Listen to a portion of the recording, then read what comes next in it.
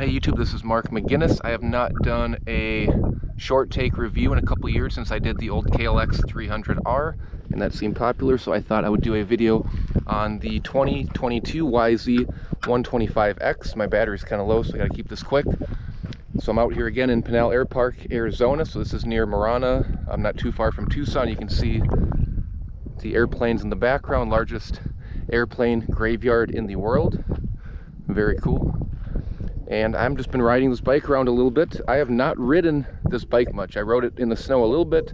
I rode it once or twice last year, so really my riding skills are not very good, but I wanted to give my opinion on this bike since everyone seems to say, oh, get a 450, get a big bike, 125s are kids' toys. And I wanted to make the point that this is not a kid's toy. You know, the seat height is about the same as any 450 or 250 full-size bike. Suspension is absolutely wonderful. It's Kayaba. I would say for trail riding and aggressive off-road type, GNCC racing, this is probably the best out-of-the-box suspension for an affordable bike, coming in at under $7,000. I forget with all the tax and fees, but it's under $7,000 new, which is a bargain for what you're getting. And this is the 22, which is the last of the old style YZ. So in 23, they updated, I think 22, the race bike was updated, but the 125X was kept the old style, and I preferred the old style, so that's why I bought this one. So if you look at it, the plastics look very similar, parts are cheap, everything's the same as the older 125 as far as the engine, minus the ECU is a little bit different. It basically is set up for more low-end torque, and the suspension is valved slightly softer, as well as the 18-inch rear wheel. And then you also get the addition of a kickstand, which is helpful off-road. And then for the sprocket, I upgraded mine. It did come with a 50-tooth rear, which is lower geared than the 48-tooth on the older style YZ race bikes. I split the difference, put a 49-tooth Renthal. I just kind of do a little bit of everything with this bike. I have done a couple mods. I think I made another video. I don't want to go into the mods. This bike out of the box, you do not need to modify it. The only real thing you might have to upgrade or tweak would be the jetting.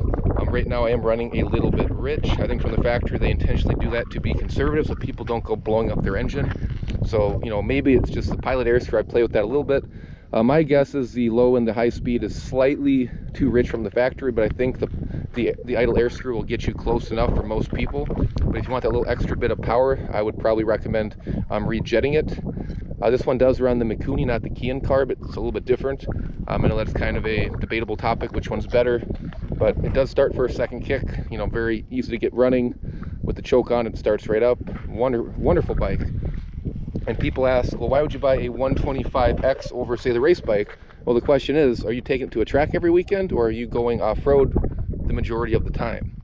So this bike is set up for off-road, aggressive riding, but the question is, what if I do take it to a track? And the answer is, well, it'll work. Maybe you take the kickstand off. Some tracks require that, some don't. If you're doing more of a veteran track, this bike out of the box, you're not going to really have much of an issue unless you're, say, over 200 pounds. If you're a lighter rider, you can pretty much jump most stuff a normal dirt bike would on an outdoor course. You may have to slightly tweak the clickers. If you're really aggressive, obviously you can revalve it, and essentially then you just have a YZ125 with an 18-inch rear wheel, which I prefer off-road. Less chance of a pinch flat. So this bike really becomes sort of a dual purpose. You could take it to a track, to play on, but off-road, it's an absolute beast. The suspension just soaks up everything out of the box. It's a little soft if you're hitting whoops going, wide open. But for aggressive, slower speed riding, this suspension is the best I've ever ridden for a, non-built, custom style bike. It's absolutely wonderful off-road. It's got a short wheelbase, which means it turns like a Swiss Army knife. High-speed stability, it's a little bit twitchier, which I think is common with this chassis, which is not what it's meant to do. This is not meant to go 70 miles an hour across, the sand dunes. This is not the bike for that. But for slow-speed technical, and carving, corners, this bike is phenomenal. I don't think there's another bike that turns sharper than this thing in lower-speed riding. And it just feels light. It really feels like a mountain bike with an engine between your legs, and that's a good thing. Transmission shifts wonderful, clutch feels good. Brakes are wonderful. It is just a fun toy bike.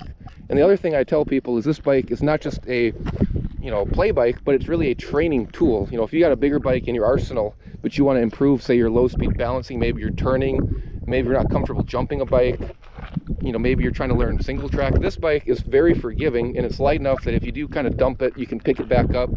It teaches you technique, which is one thing I always tell people: start with a small bike, learn to be fast on a small bike, and then go to a bigger bike. You start on a 450, you just kind of learn to lug it in second gear. You don't really learn clutch technique, throttle control, you know, where the power band is. This bike, people assume the 125 is slow, and that's anything from the truth. This is roughly 32, 33 horse to the wheel, and it weighs just over 200 pounds. It's still plenty fast. I mean, it's not a 450, and you got to find that power band, which is probably 10, 11,000 realistically. So this bike will force you to use your clutch. It'll force you to use your left foot to shift gears, like you're tap dancing. But when you find that power, it's very rewarding and it sounds wonderful. Whereas you buy a 450 as a starter bike, you get lazy, you don't actually learn proper technique. This will teach you how to be fast on a slow bike, and that's a good carryover skill as you upgrade to, say, a bigger bike. So I would say, even if you already have bigger bikes in your garage, you might say, well, should I buy this? I would say I would. Go take it, you know, use this as a tool to train on, kind of like some riders use a mountain bike. This is sort of a tool to sharpen your skills with clutch control, braking, power band, etc. And when you find that power, this bike is absolutely a riot. And being a Yamaha, the quality is perfect. It's simple to work on. You know, this basic bike they've made since I think 05 and newer. I mean, they upgrade the plastics, but this essentially is a dinosaur of a bike, which some people think is a bad thing, but I look at that as a plus. The aftermarket community for this bike is phenomenal. You can buy third-party plastics for next to nothing. And there is just a slew of information online on how to tune these bikes, how to get more power, how to repair them. You know, the basic frame of this bike is just perfect. Everything else you can fix. You know, you want to put a muffler, you want to put a pipe, you want to put a different head. There's a million different ways to tune this bike. They sold probably more of this 125 than about any other generation of dirt bike ever made. So there's an aftermarket support, and the overall quality is just good. They're easy to work on. It's basically just a good extra bike to have in your garage, whether it's a spare bike or a learner bike, a training tool, or if you just want to ring out a 125 and feel like a superhero. Where a big bike, you don't quite get that same quality. This bike, when you hit the power band, it's just too fun. It just sounds like a chainsaw on steroids, and it just makes you smile. So I absolutely love this bike. Would I buy it again?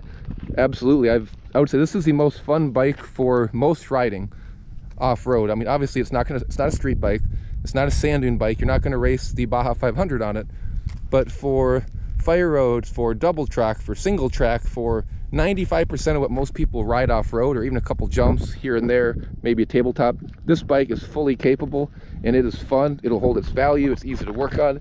I would buy this again, and I would say that's probably why these bikes are hard to find. I had to wait quite a while. It seems like these things sell out as soon as they get into the dealer, unless it's, you know, out of season, and I would absolutely buy one again. And that is my short take. Thank you.